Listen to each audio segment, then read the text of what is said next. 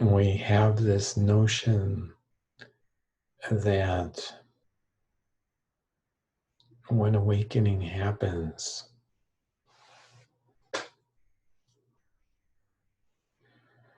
all the flaws of the human character disappear.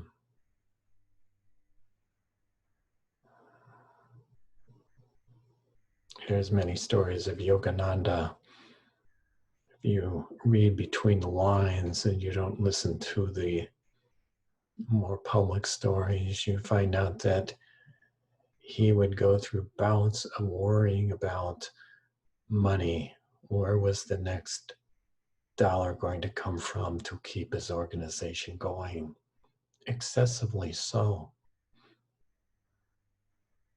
That and the idea about awakened behavior says that isn't awakened behavior yet, and there it was.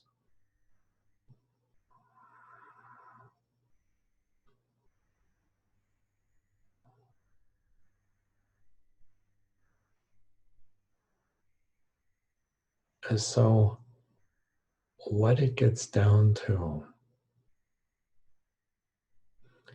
is, where is the identification?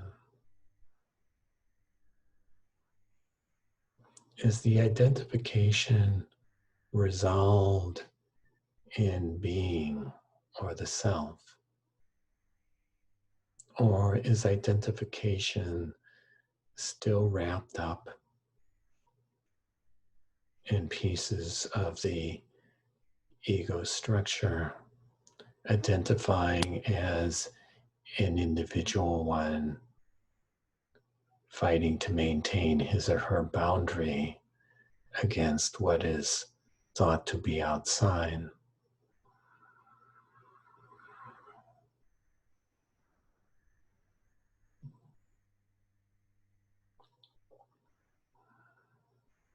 And so there can be numerous pieces of identification with certain issues that used to be identified with the structure that now are identified with being. And so even if some of those characteristics of the structure arise in the moment, there's no identification with them. They're just held in the presence of being. They have no more control or power. And if they manifest, they're harmless. They're not really listened to, although they may be expressed. And then there can be other pieces of identification still locked up, identified in the structure, that have not been dissolved back into being. Hence, part of the talk last night was speaking of this being an endless process.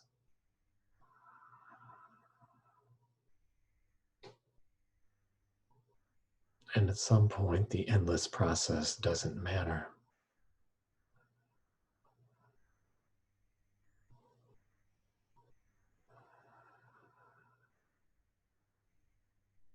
And because the contradiction here is that what is present, what is being in the pristine moment now, embraces everything. In fact, that is what enables the identification with the ego structure to shift back into presence versus the structure, because of this unconditional love to embrace everything that arises. That is what dissolves the structure is love itself. The structure does not resolve itself, does not dissolve itself. Love takes it all back. And how does it do that? By this radical allowing of everything to be just as it is, lighting everything up that has been darkened.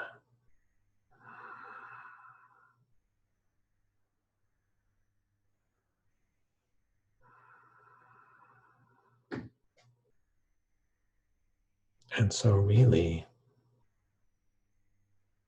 this whole distracting notion of that one is still spinning delusion, but says that one is awake, versus that one that looks like they're more awake and they don't show many delusional characteristics.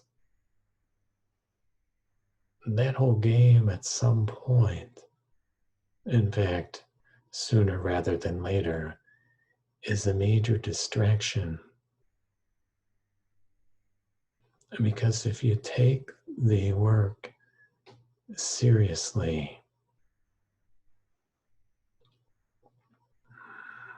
it is to go inward on everything. And so the concern of, was Ramana Maharshi really fully awake? What was the matter with him? Yada da da da. That, if that is playing, as well as what am I going to do about all the trouble in the world? How are we going to get world peace and not kill each other? That is a projection of the structure.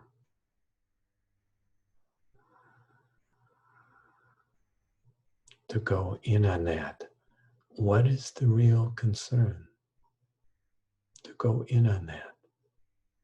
What is the issue with it?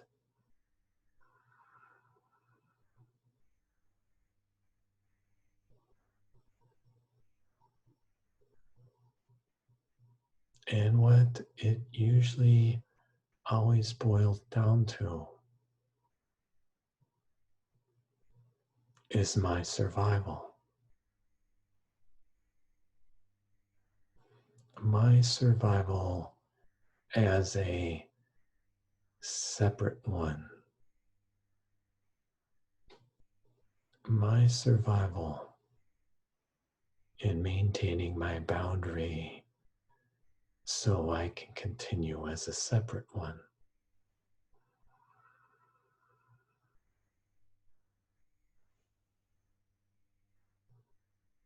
To go inward on the issue rather than outward into all my mental projections and ideas about the world. And really, if you go in on any issue, sooner or later, it gets down to a core sense of I'm not going to survive. It gets down to a sense of helplessness and vulnerability. That no matter how elaborate my boundary is, no matter how fixated I am on my separate sense of me-ness,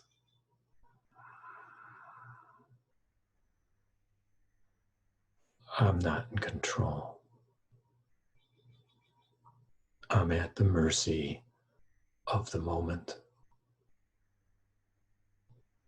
I really don't know what I am, who I am, where I am, unless I follow an idea about it, which then creates an elaborate structure, and then I'm off to the races again.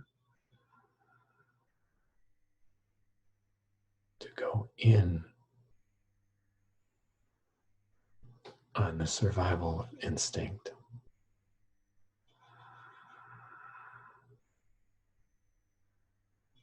What am I really when I go in on whatever I am feeling without trying to resolve it?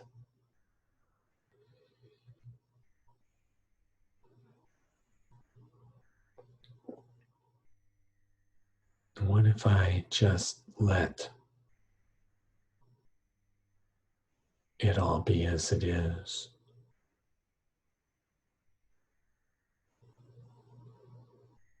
With no need to change any of it, to be with whatever is arising right now as if it will play for all eternity,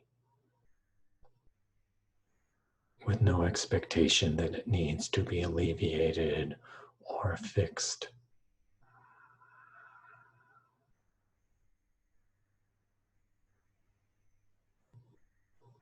Where is Ramana Maharshi anyway? He is an idea that arises inside me. Where is this so-called selfish, problematic world? It is an idea that arises inside me. Where is this me that needs to survive? It is a fixated idea wrapped around what is called energetic sensation, and it arises in me. And who is this me? This sense of me, raw and undefined, vulnerable, helpless and scared, uncertain, that tries so hard to make its world go right. Who is that one?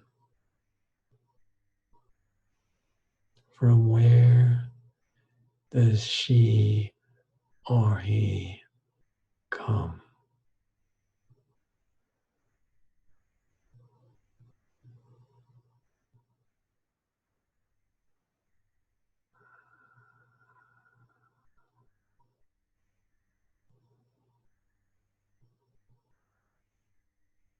To go in on that.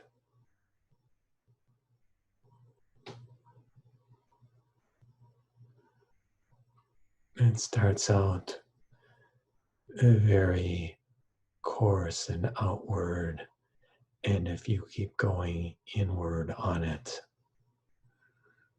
it gets finer and finer and more subtle, and oftentimes more intense.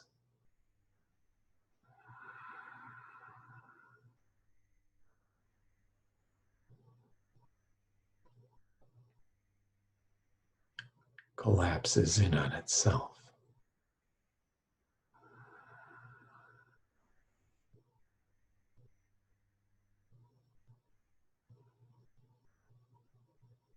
Until what is touched,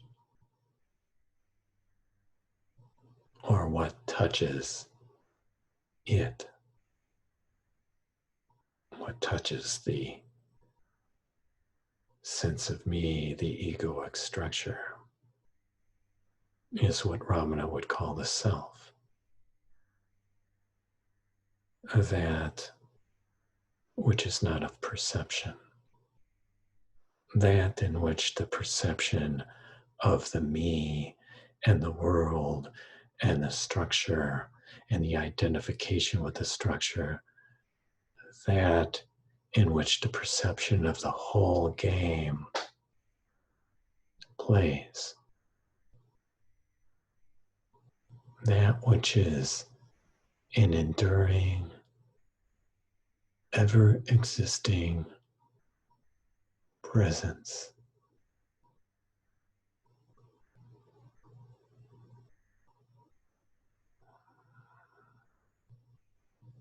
That is all that really matters.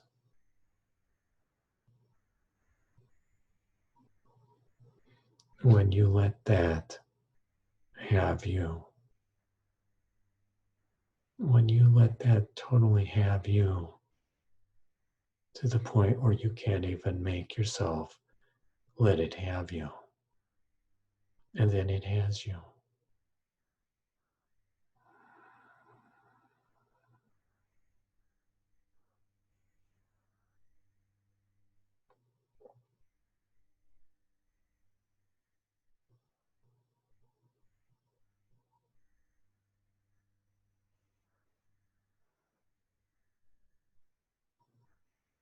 You turn to it, and it turns to you.